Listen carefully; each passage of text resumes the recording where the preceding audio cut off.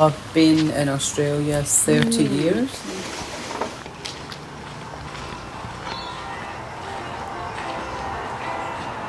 I originally came to Perth. I was single hairdresser. So I wanted to do this because I always thought you were interesting when I first met you, but then I didn't really obviously know you that well. So I feel like there's things I wanted to ask you about your life. I'm curious about how you ended up on the island. When I was in Cairns, I met my husband, who's been in Australia most of his life. We travelled a bit in a caravan and then we're living in Brisbane. Came here a few times on holiday and then 3 years ago came, and at this stage in life both went, wow, this is amazing, we could live here. Yeah. And so we went back to Brisbane and quickly within 3 months sold our house, bought a house and moved. Wow. Wait, so how did you end up in hairdressing? I grew up in Scotland, in Glasgow. I wasn't that academic, but I was creative. I was very good at talking to people and interacting with people. At 16 I left school and got a hairdressing apprenticeship. And it was in a boutique salon with a really great hairdresser and good mentor. So what age did you leave Scotland? Scotland, first left when I was 21. I went to an island in the north coast of France called Jersey. So it's near France, but it's British, and you can work there if you've got a British passport. And I went there as a hairdresser. Again, went on a holiday, loved it, met some people that said, oh, they need hairdressers here, got interviews, got 3 jobs, and went back, packed up and went and lived there. I feel like people don't think of hairdressing as something that you can work in different countries with. Oh, it very much is. Living in Jersey, it's one of the few countries in the world where there's restrictions for permanent residency. I could live there, but I couldn't buy a house. Quite a lot of people at that time in like late 20s, early 30s were leaving to go to Australia. And so I was hairdressing and one of my clients said, I'm going to Australia for a holiday, would you like to join and we'll go together? Yeah, okay, let's do it. So we arrived in Cairns, did the Barrier Reef, the Tablelands, the Daintree, and then went to Sydney. And then she stayed in Sydney and I went to Perth, where I had a friend who had moved from Jersey to Australia. And at that time hairdressers were on the skilled migrant top of the list. Waited nearly 2 years to get in. And while my application was in for migration, I went and worked on cruise ships as a hairdresser. That's interesting. Yeah. So cruise ships are franchises. Each department is a franchise owned by a different company, and the hairdressing and beauty are owned by a company based in London called Steiner's. You work in their school and you learn, for me hairdressing, I had to learn beauty and nails. And then they watch you and they wait and see when a vacancy comes up on board a ship, and they send you to that part of the world to go on board and work. That's so cool. Yeah, and at that time you got a basic wage and then commission. The first ship I went on was a Russian vessel with German passengers, and I got on the north of Scotland and went all the way up to Norway, Sweden, Denmark, Iceland, Greenland, Germany, Poland, Russia, back to England, and then from England I went to the Bahamas. And then I was based in Los Angeles for about 9 months, going to the Baja. When you went on the cruise ships, were you doing like the cosmetology for, I guess, the passengers? Yeah, like, yeah. They're the clients, I guess? Yes, yeah. So most people get their hair like braided or blow dried or hair up for formals. Then they might just come and have a facial or their nails done. They want that luxury, you know, they're getting dressed up and they want to look glamorous. Did you notice a difference in styles of hair or makeup or anything like that, depending on which country people were from? Yeah, so particularly like the staff on board the Russian vessel, the girls had real like bright full-on makeup and really bright hair. And I learned from them that it was because it wasn't that long ago they weren't allowed to wear makeup or change their hair colour. They'd to be... with communism, very bland and regimented and not stand out. So they were to the extreme. Yeah, that's so interesting. Oh. Yeah. Americans, the Americans were a bit more glam, I think. Yeah. Yeah. What would you say was the coolest experience you had on one of the cruise ships? Yeah, I loved going to Mexico. I loved the beauty in Mexico, and I enjoyed the American people. Some of them were a bit demanding, but generally they were very, very nice. Yeah, it was fun. It was a really good experience, and I mean, I was in my early 30s. Most of the crew in the hairdressing salon were in their 20s, so I was quite senior. Yeah. To them. I'm curious then how you made the transition into teaching yoga. Because that's how I know you. It's just as, a yoga instructor. I don't know any of this background. Yeah, so when I came to Australia, I worked in hairdressing, then hospitality, and then when I met the husband I'm with, I was going to work at night and he was working during the day, and then I transitioned back to hairdressing. Owned my own salon several times, and then I started getting allergic reactions to the chemicals. So like my face, my eyes, my nose were always itchy and I couldn't breathe. And eventually I said, I've got to give up hairdressing. So I know women and I deal with women and I have done for 35 years. What can I do that I can help women feel good about themselves if I'm not doing their hair? Yeah, that's interesting. And I've had practiced yoga for probably 15 years and I loved it.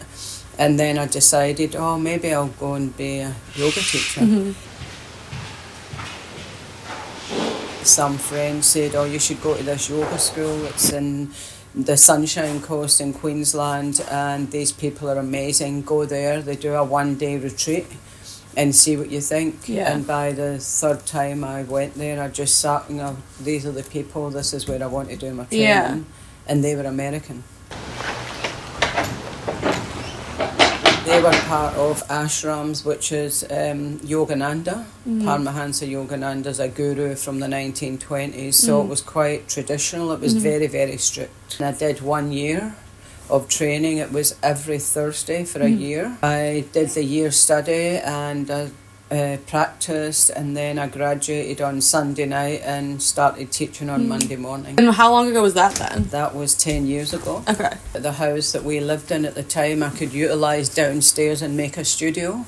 Yeah. So something similar to what we have here on the island. Rocky did the floor and the walls and all the nice things around to make the vibe. And I was part of a meditation group in our community, and through there I started saying to the people I knew, I'm teaching yoga, do you want to come? And it built up and built up and built up. Do you feel like you get the same feeling from teaching yoga that you did from hairdressing as far as making... Much better. Oh, good. Much better. Yeah. Much more satisfying and much more heartfelt and spiritual. Yeah. And that comes with practice for myself and also with age. Earlier years of hairdressing, it's all about how good you look and how good you can make other people look, whereas yoga's about the feeling. Yeah. How good do I feel and how can I help other people to feel that way? What can I offer from my heart that they can feel? I can tell as someone who's going to a class when I get that energy from an instructor, where I feel good because the instructor's giving me that energy, versus sometimes you can go to a class and someone's just telling you what to do, but it's not the same. Yeah. Traditionally, yoga was taught to men by men. And in today's world, the majority of people that go to yoga are women. Yeah. So, as a female instructor, you need to adapt that tradition to the women in front of you. And that's the thing. Again, you need to know how to read the room.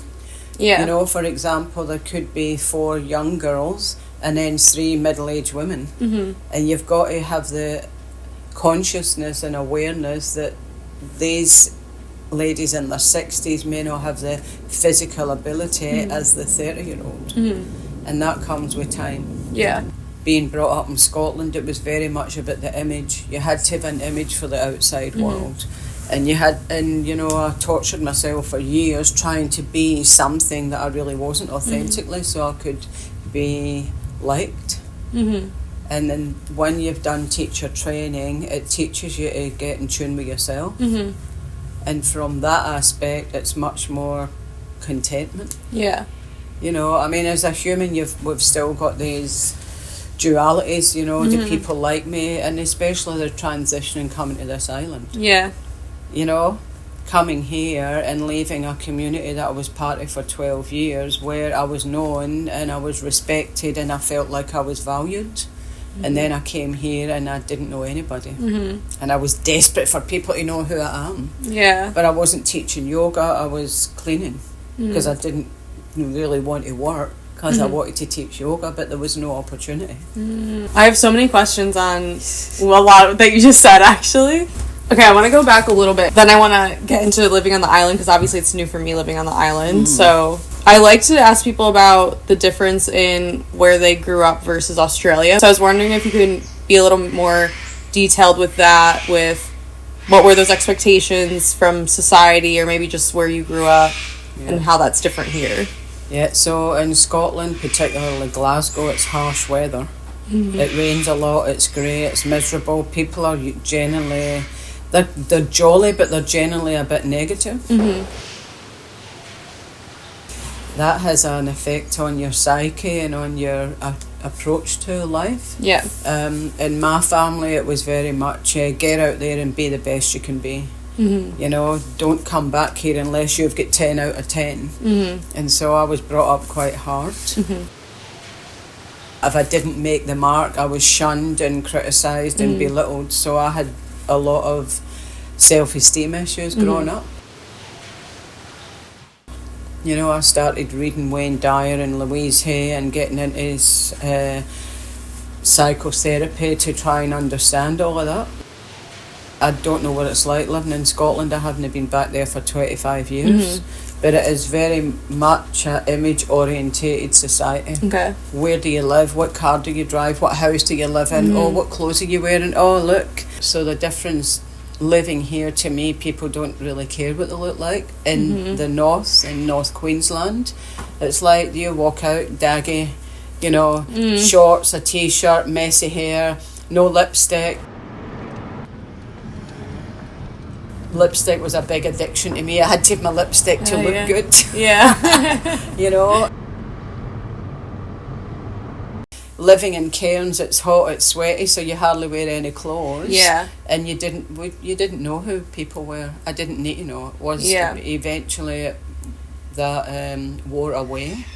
Who are you? Where do you live? What car do you drive? What job do you do? It was irrelevant. So how do you think that growing up that way in Scotland influenced maybe decisions and figure out what to do as an adult or entering adulthood? Was it kind of conflicting with what you really wanted versus what you thought you had to do? Oh, yeah, definitely. I mean, I knew as a child, when I was about 10 years old, I wasn't going to be an adult and spend my time in Scotland. I knew, looking at the grey sky and the miserable weather, that I was going to live somewhere with palm trees, sunshine and beaches. And look at you now. Exactly. And, you know, my dream was that I'm going to get there one day. And so the reason I became a hairdresser is I went to Canada when I was 14. And I seen that there was a world beyond the grey misery of Scotland. And then I went back to Canada when I was 18 as a nanny.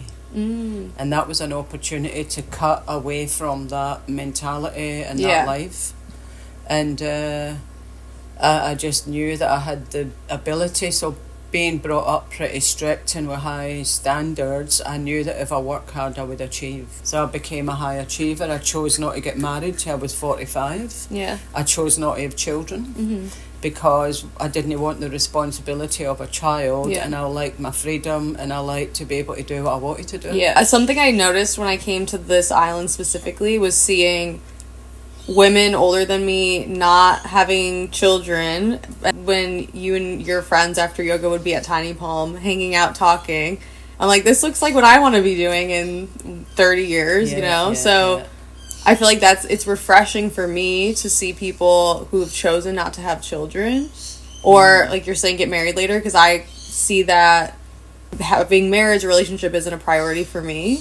So it's hard though, because I feel like I always get questions from home like, are you dating? Are you seeing anyone? And that's just not a priority in my life. So, but do you feel like you faced questions during your life or pressure from other people wondering maybe why you weren't doing that stuff? Yeah, totally. So as a hairdresser, you'd talk, oh, how are you? Where are you from? And and then they go, oh, are you married, love? And I'm like, nah. Oh, really? Oh, that's a shame. And that was in my 20s, my 30s. Yeah. Oh, got to 40, got to 50. Oh, you married, love? Have you got kids? No. And they go, oh, you're smart. Oh, how did you avoid all of that? Oh It my wasn't gosh. avoidance, it was I chose to live a life that Yeah. wasn't included in it. Yeah. You know, and I believe that in today's society, girls in their 20s and 30s, I feel that they don't have that pressure. Mm-hmm. You've got to get married, you've got to settle down. Yeah. But I don't know because I'm not that. Yeah. And again, it depends on your family values. Right. You know, all the time I travelled, it was the same. My mum would say, oh, you got a boyfriend? Or this week, oh, I've met this really great guy, and and then next couple of months or whatever, oh no, he dumped me or I dumped him. Mm-hmm. You know? Yeah. It's kind of the nice part of traveling when you meet other people traveling, because usually those are like-minded people where their priority isn't that. That's so right. I think that probably helps. Yeah, and I mean, so I mentioned I went to Canada as a nanny when I was 18, and at that time in my life there was more of a dream perhaps to get married, have a kid and live in a nice house, and then after being a nanny it taught me that there's a lot involved when you're a mum. Mm-hmm. Yeah, so that leads me to talking about the island, because Yeah. it's obviously a small island. island. So I feel like when I describe the island to people, I'm like, it's like growing up in the small town where I grew up, but then put that in the ocean. Yeah, I came to understand that for 40 years of my life I'd been in the industry of giving and receiving. Mm-hmm. So through hairdressing, giving to the person, making them look good and receiving a compliment back. Yoga, give and receive, and here I was, I had lots to give but nobody to give to, Yeah. so I couldn't get it back. Mm-hmm. And then we decided to open the yoga studio. Mm-hmm. And as soon as that door opened and I started teaching, I blossomed and came back into myself. Mm-hmm. The feeling at one with yourself and content is not from these clothes and this house and all the people around there, it's something within. What was it about the island that made you want to move here? Was it more the nature? The energy, the nature, the quietness, the beauty, the fact that you don't need to do much to be happy. Mm-hmm. You know, if you go for a walk here, you've got gorgeous trees, you've got bird life, you've got the ocean, you've got a mountain. If you want to go a big walk, you've got all of that right at your fingertips without too much effort. Mm-hmm. And there is a calmness and there is a feeling of, just life's cruising. Yeah. Well, I think it shows too, like, you can't just show up to paradise and then just expect everything, your life to be perfect. That's right. You still have to work on yourself. That's it. Yeah. And I believe that life is a bit of a chess game. Mm-hmm. You know, you've got this situation and that happens, so when you deal with that, you might do this, and then that happens and you're cruising along, and then this comes in, and how you're going to deal with that, and it's like manoeuvring around it. You receive things through a certain channel, and then you give, and it's a giving and taking. Mm-hmm. You know, and you learn to play that game, and sometimes it works, sometimes it doesn't. Yeah. But there's a learning in it. Mm-hmm. Every experience I've learned from.